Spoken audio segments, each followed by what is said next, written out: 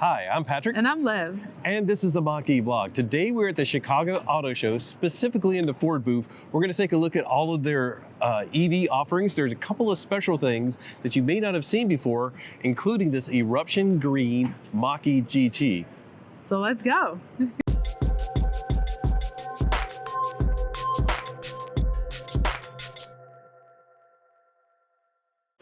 We actually have a solo video out on this eruption green Mach-E, so if you're interested in that, go check it out, all the details about the 2024.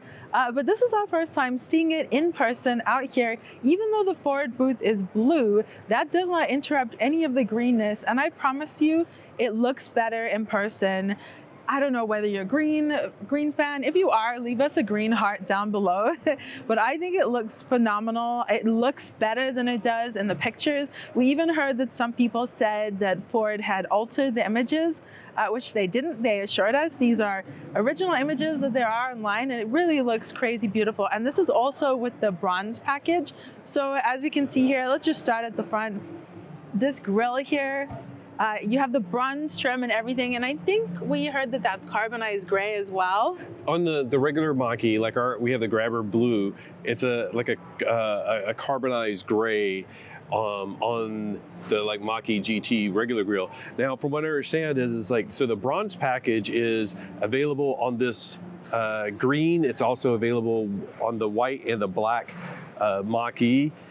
But that doesn't mean you have to do the bronze package. So if you want to get like the gray grille and the other wheels, we'll see if we can find them over here somewhere.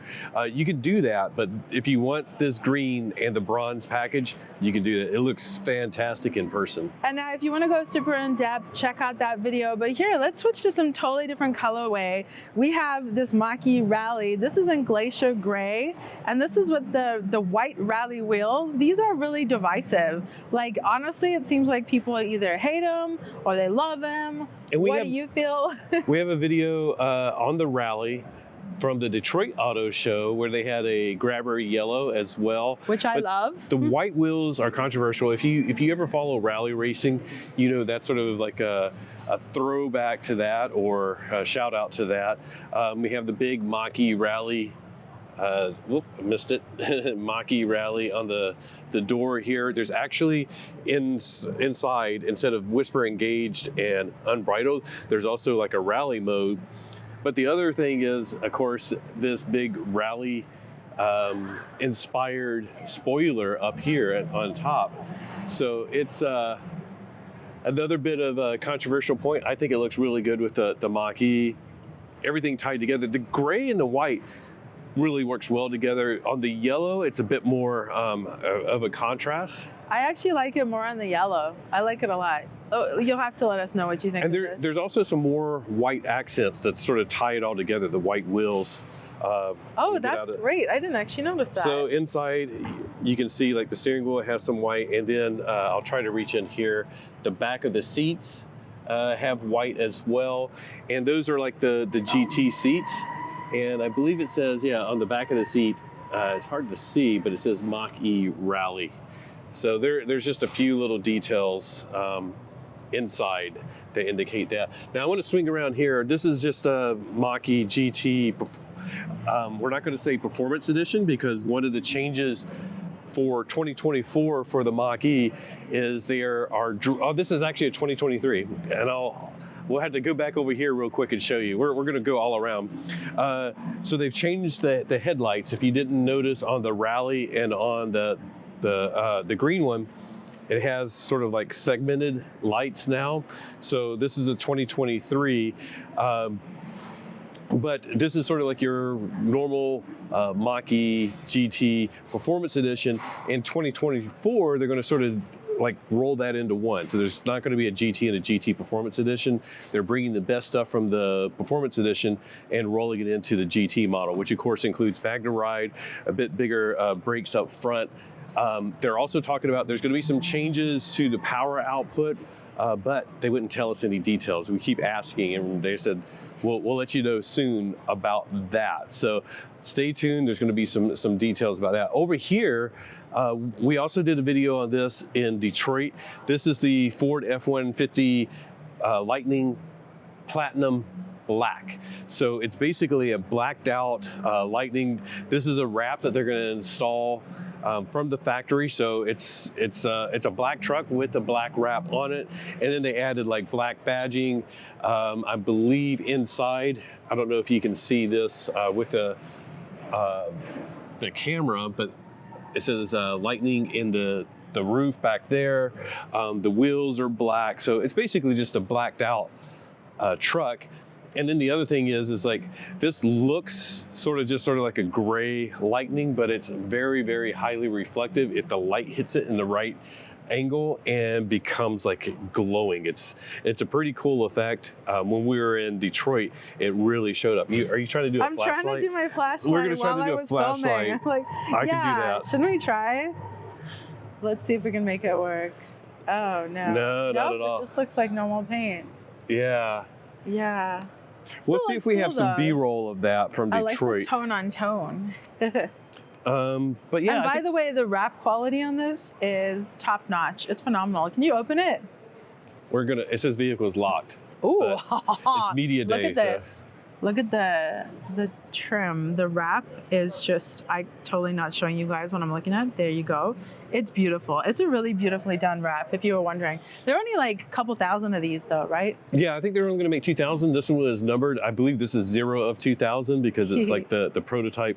And just FYI, if you are going to wrap a vehicle, one of the suggestions is to do a color like black, because like say if you wanted to do like a green wrap, if you put green and the door is black, it's fine. But if you're trying to wrap that green Mach-E with blue, you'd have like a green inside and then the blue wrap or whatever. So we did see someone one time put stickers all along the inside though. That was their way of addressing that. Was that your fingerprints? Yeah. Is that hot dog? He had hot dog blood. Oh my gosh. Sorry, Lightning. Onward. Let's just pop out here because this is another Mach-E. We're going to show there's a special Lightning that's even more special than that one that I want you to stay tuned for. But of course we have another Mach-E out here. This is a premium, and it says just Mach-E, so we know it's rear-wheel drive. There's no X on it. 4 means that it's all-wheel drive. The X means that it's extended range. That just says Mach-E, so that means it's rear-wheel drive, standard range. So this has the LFP battery in it, which is a different chemistry than the first Mach-E's had in it. It also means you can charge it to 100% on a daily basis. So some cool little quirks about that. Let's pause for a second and figure out where we're going next. I'm not often jealous of Patrick, but he is standing in front of one of the reasons. A couple of weeks ago, I got to go to Charlotte, North Carolina and get a ride in this with Von Gittin Jr. driving. This is the Ford Performance F-150 Lightning Switchgear. It's a one-off e-demonstrator, sort of like the Mach-E 1400. In fact, some of the same people worked on this. We also have a video that we are doing, or maybe it's already out, where we talk to one of the engineers behind this as well. So what I think is really cool is like this is a F-150 Lightning that came off the production line, and they haven't messed with the powertrain at all. The only things that they've done to it is suspension work, bigger tires. They added the fender flares just because the tires are so big now. And then inside they added Recaro seats with 5-point buckles. So it's just a off-road beast. We were talking about it last night of how much fun it was to ride in this.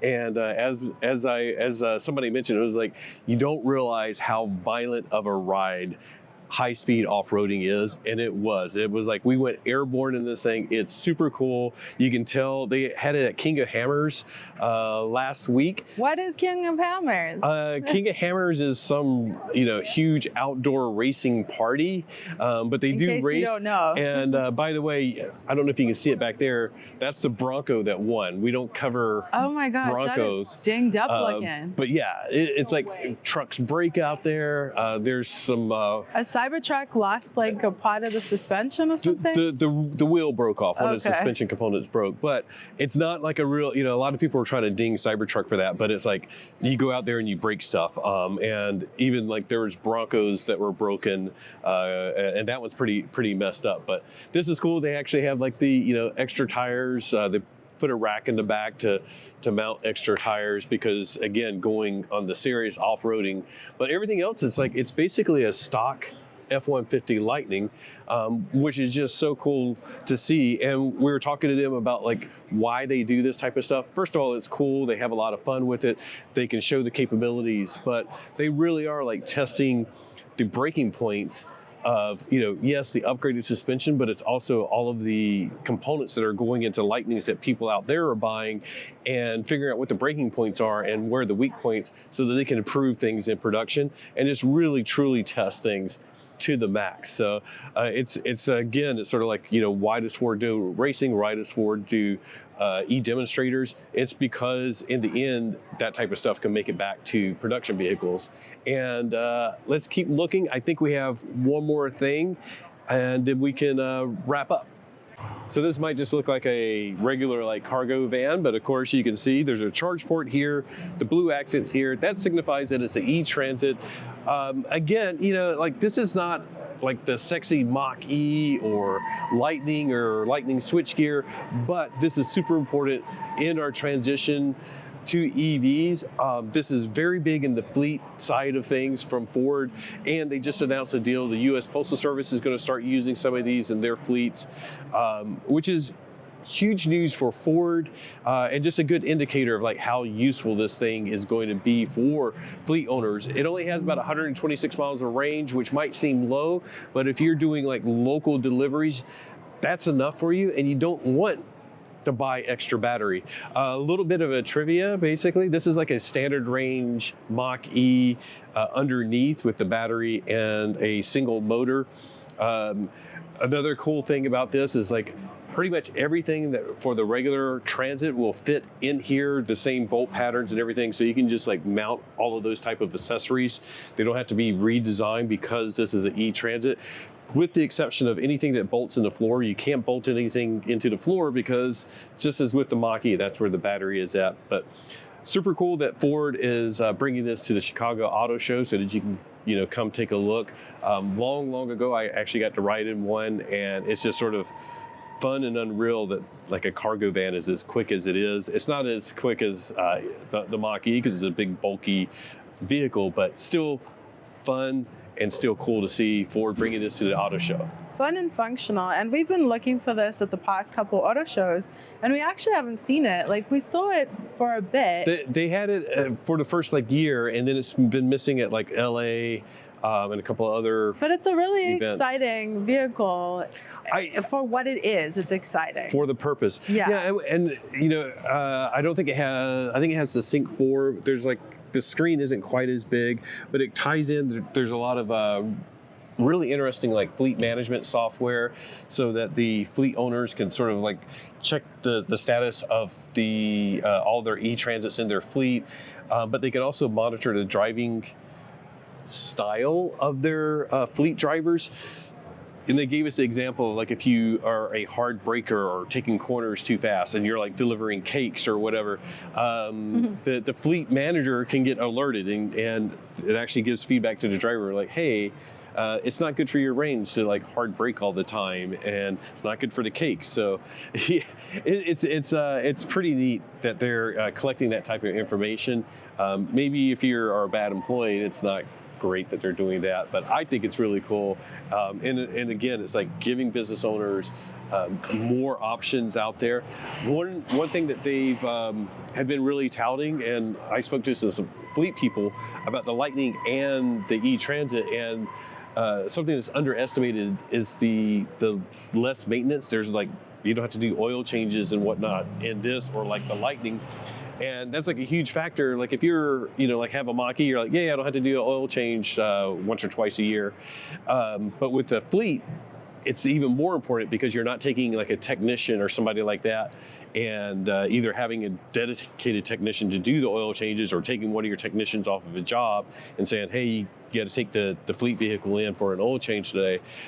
So less maintenance isn't just the less maintenance, it's also less manpower when you own a business. So anyways, we'll get back over to the sexy stuff. Now we are in front of a Lightning. Is this a 2024?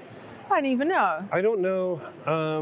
What I do know is yeah. this is antimatter blue. It's funny because this color, you see it in outside in daylight even, and it can look black. But here in this beautiful lighting, sorry, fingerprints all over it from me. But can you see this blue sparkle? Obviously super complemented by the Lightning badging here with the blue trim. It looks absolutely gorgeous. There are a ton of things that I love about the Lightning. Some of them are, why do I go into this every time? Yeah, now you got to go through the whole thing. I know. Oh, they don't have it.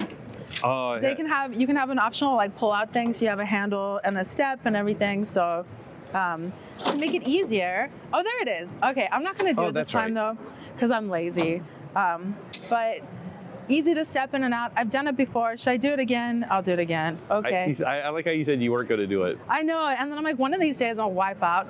Ta-da! Someone like me, one leg can still get in and out of this. It's a little harder to get down, but like it's really important to have features like this. It's a running board, grabby handle on the inside, things I really like about the Lightning. We won't make you get down on camera. On camera, I've done it. So we'll pause. While we were in the Ford booth, we did get to check out the Ford Digital Experience. That's the new interface that's in the 2025 Ford Explorer. It will be coming to EVs at some point. We just don't know when and what it'll look like, but it was cool to see it in the Explorer for this year. But that's it for our Ford booth tour. Thank you to our Patreon members, the Whisper, the Engage, and the Unbridled members. Their names are scrolling across the bottom. Thank you to our YouTube channel members as well. And just remember, whatever you drive, and whether or not it is a Ford or not, enjoy the ride. Bye.